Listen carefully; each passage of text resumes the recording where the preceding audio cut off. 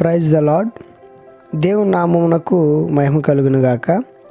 ఈ వీడియోను వీక్షిస్తున్నటువంటి మీ అందరికీ కూడా యేసుక్రీస్తు ప్రభువారి ప్రేమ కలిగిన నామములో శుభములు వందనములు తెలియజేస్తూ ఉన్నాను.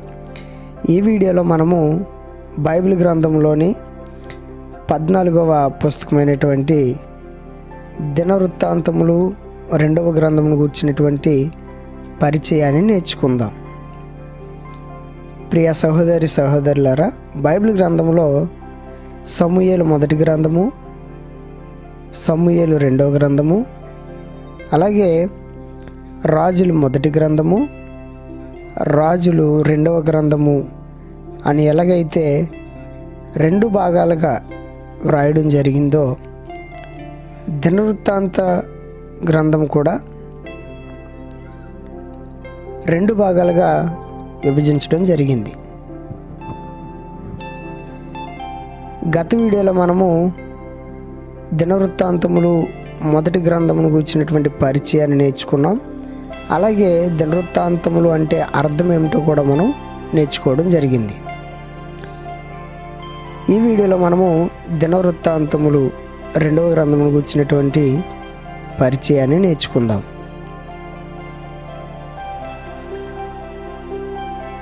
ఈ పుస్తకమును రచించినది ప్రవక్త అయినటువంటి ఎజ్రా.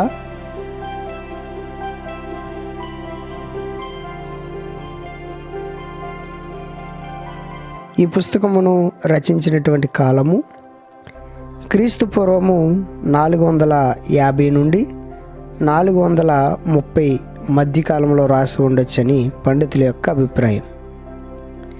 ఈ పుస్తకమును రచించినటువంటి స్థలము యెరూషలేము.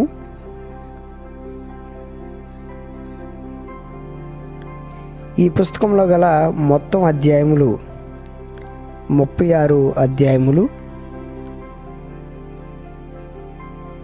ఈ 36 అధ్యాయంలో గల మొత్తం వచనములు 822 వచనములు. ఈ పుస్తకంలో గల పెద్ద అధ్యాయము 6వ అధ్యాయము. ఈ అధ్యాయంలో 42 వచనములు కలవు.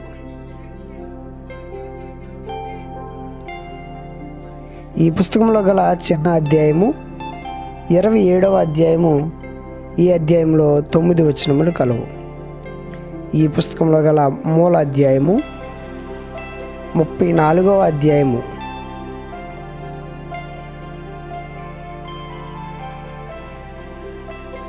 ఈ పుస్తకంలో గల మూల వచనములు 7వ అధ్యాయము 14వ వచనము, 16వ అధ్యాయము 9వ వచనము. ఈ పుస్తకంలో గల మూల వాక్యము యోధా యొక్క యాజకత్వపు అభిప్రాయము.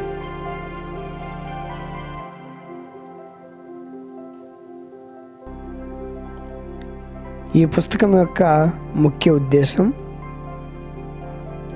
యెహోవాను వెతుకుట మరియు పరిచర్య చేయుట. ఈ పుస్తకంలో గల ముఖ్యమైన వ్యక్తులు